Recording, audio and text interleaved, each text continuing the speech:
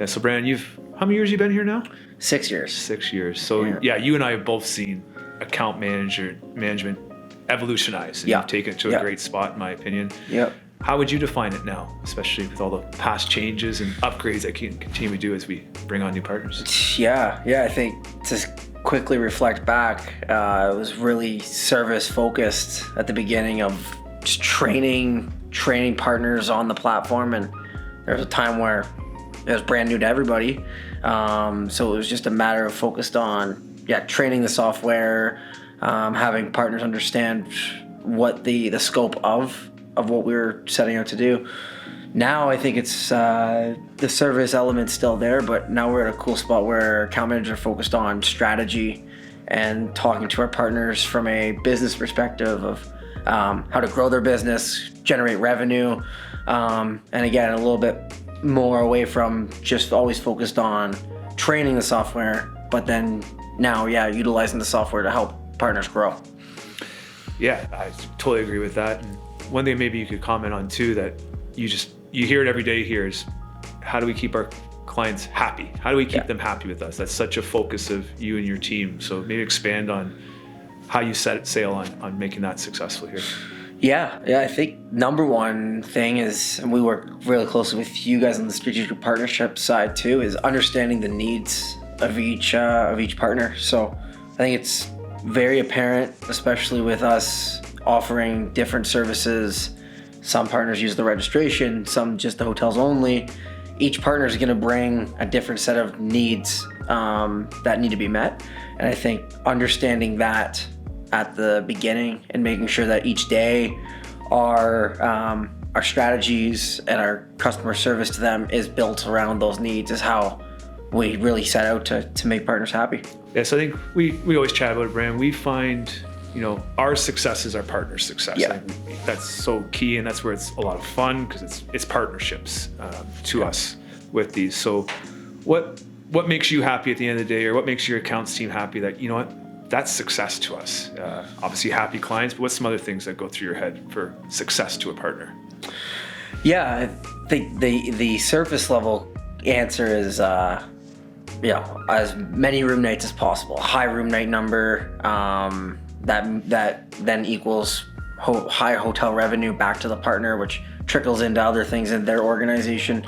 But then getting a little deeper, it always comes down to actually happy teams, because the happy teams and happy parents means the event owner's happy because the tournament, they're not dealing with a complaint at the arena or the field about the hotels. They're hearing happy people, not only happy people because the tournament was so great, but happy people because the experience while they were in town was great as well. So I think at the deeper level, as you get into it, really comes down to making the teams happy, the parents happy, which ultimately event owners happy. And then back into EventConnect's, we're happy because we're seeing all the stakeholders that we set out to put on the platform being happy and enjoying their time at their events. That's a great point. Maybe I don't even think enough of the importance of the team manager. I know we have a whole department on team relations, and that's their job to make them happy, but I think you're absolutely right that an event owner is who we're so focused on making their life easier, more efficient. Right. But why are they doing it? Well, they're there to make those teams and families happy and have a good time, so they come back year over year. Exactly. And I think we embodied that too a while ago, learning that it's like VIPs. We coined this term VIPs, but it's the returning teams or clubs. We realized we're so important to that event owner. Because those are the ones that come back year over year, or basically the baseline that if they come, that event owner knows the tournament's going to happen, and then it's just growing it with the new teams and new relationships that they create. So the underlying message of taking care of the teams is something that we learned, I'd say, a while ago, and have continued to expand on as we develop our departments internally with account management, team relations, and so forth. For sure. Yeah, and I think, Ram, being involved but somewhat removed, I love seeing it. Only helps us when we're talking to new prospects and new partners. Just I don't even want to call them small wins because they're wins, but you guys are always sharing in the internal channels there of how partners come back and say that was the easiest check-in process for my staff and umpires, which can be tough in the past. Before us. The wins of team managers saying, thank you for the experience getting shared to you guys, or even these partners that are, they're well-oiled machines, but they're able to come back and say, thank you, Brandon and team, you guys have helped us double our hotel revenue, which has actually helped us do another scholarship for a kid. Right. Those are some of the stories that we probably don't talk about enough, but they're coming, and it's always so nice when you and your team post these in the Slack channels, for example. But anything sticking out for you on that? Yeah, I think it's just some of the enterprise partners that we've been able to grow over the years. Kind of, I think about some soccer partners where when we first started with them about 3 years ago, they came in with a ton of travel team opportunity, but I had never seen them actually utilize or implement like a true form of maximizing their travel teams or a state of play type of thing, because they never had the true confidence in being able to actually execute that across the 400 teams they had coming in. And now that with the technology and the service they know they have, being able to do that, and now this year really seeing us in full stride do that successfully, where teams are even thanking the event owners and being happy that it's a compressed market. They don't need to be worrying about their own accommodations. It's taken care of, and the system really allows them to do that. So taking a partner who had heard the negatives of enforcing a state of play or maximizing on their travel teams, and now being at a point where on that size of a 400 team tournament, they've been able to actually get positive feedback from the teams being asked to do that, has been is an example of one of those cool wins that in the day-to-day we might not necessarily notice it, but when you reflect on it, you see it. And it's been helpful then back for your side of how other enterprise partners and even other sports, we've seen like baseball come on and hear those things and then be able to action that as well. So Sure, absolutely.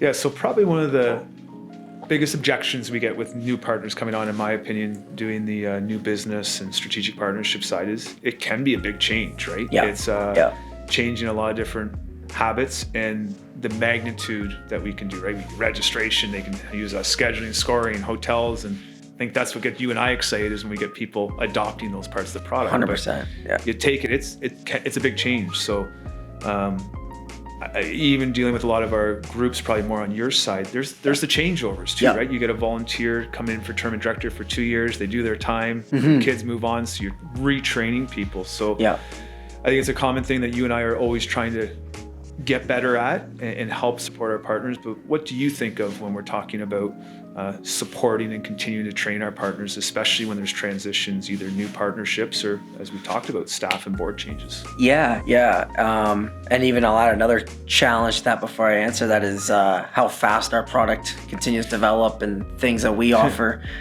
Keeping up with that onboarding process and what that looks like is something that we're always chatting about. I think the number there's two things. The first would be the documentation that we've been able to build up over the years, and that's documentation of partnership slide decks, introduction decks, welcome to EventConnect, but then even those small video resources that you'll see even on our website that have been allowed us to help quickly train and support partners. And I think that builds up a lot of confidence, not only for those new partners that join us and might have those concerns if they see how big the product is and trying to learn it and implement it into their company, but then furthermore, like those board changes that you mentioned of how do we not lose traction when that happens? I think that's how we don't, is the resources and documentation that we've been able to build up over the years. And then I'd say secondly is the communication internally between all departments, and that starts with you guys, strategic partnerships, into accounts, procurement, customer support. I think over the years we've started to really develop that side of it, and I think our partners feel that positive internal communication outside now. Yeah. Sorry, I'm stuck too on your point of like the product continue to evolve and enhance, and it's almost impossible to keep up with, and I think that's probably in a good way. Yeah. But, thinking of even some of our partners that have been 6-7 years with us now, and Yeah.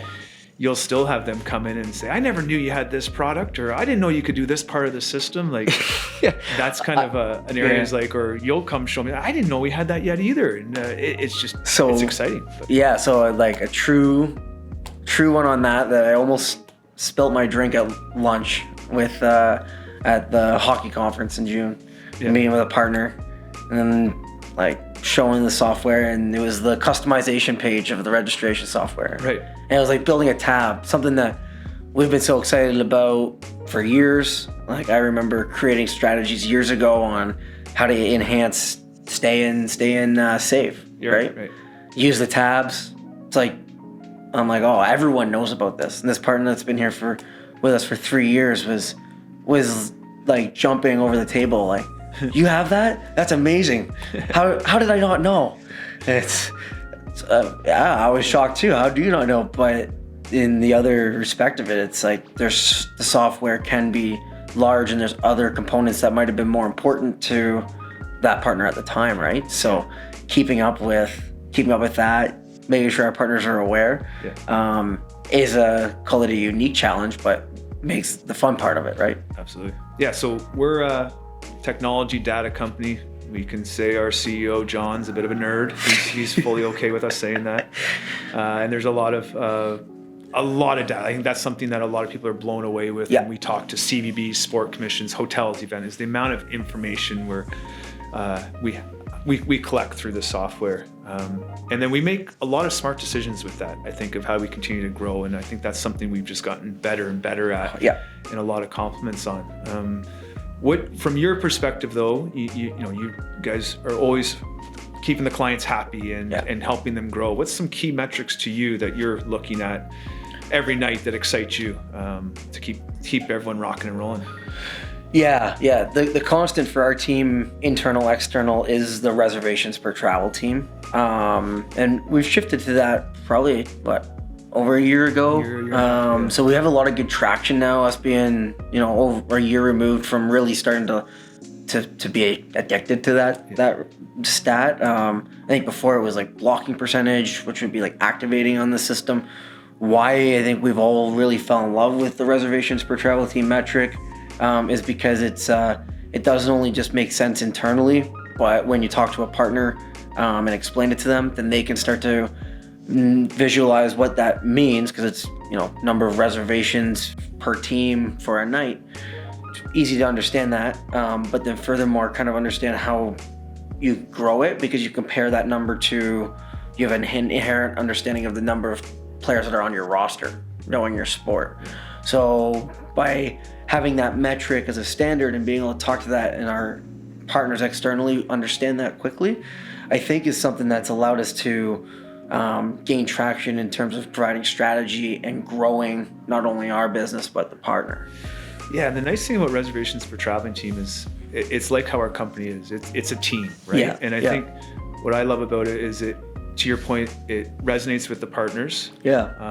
We can't necessarily control how large the tournaments can get, but can we have that impact that soccer team goes from 8 reservations to 12 reservations?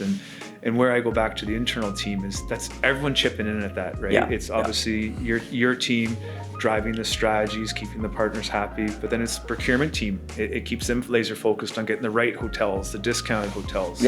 It's the customer support team that you just make that one team manager that much more educated about the hotel or aware of a question. That's going to get the other 12 parents to book because they're the cheerleader for us. So I just love how much of it's a team goal it can be. Yes. Couldn't agree more. And I think it's actually cool when we look at it, and that's something the accounts team, we're focused on growth, right? Your team onboarding, make sure we get into a good rhythm with the partner, but then year 2, 3, 4, the fun that we have is that growth challenge. And the reservations per travel team served as such a great metric because we can outline, where they're at from a room night revenue standpoint, and then very easily flip into the standard and do that math out and show the partner how much more potential they have. 100%. So it's been a really cool way to do that, and we've had a lot of fun with it. Nice. And the other area that I think you put a lot of initiative in, and And I hear awesome things. It's probably going to launch, I believe, in 2024. Do you mind chatting on like the CSAT scores that you want to be doing with partners? Because that's such a key thing I think you're up to. Yeah. So I got a little jealous of the customer success team coming on every week, getting to boost about their positive CSAT number, and accounts team didn't necessarily have a way of measuring that direct feedback from our partners.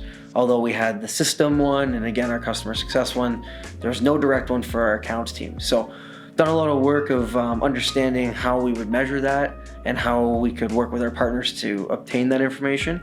And like you said, in early 2024, we'll be launching our form of a data collection CSAT performance with our partners on our account management, focused on not only our customer service, but our strategy. Nice. And how that impacts their company from a strategic standpoint.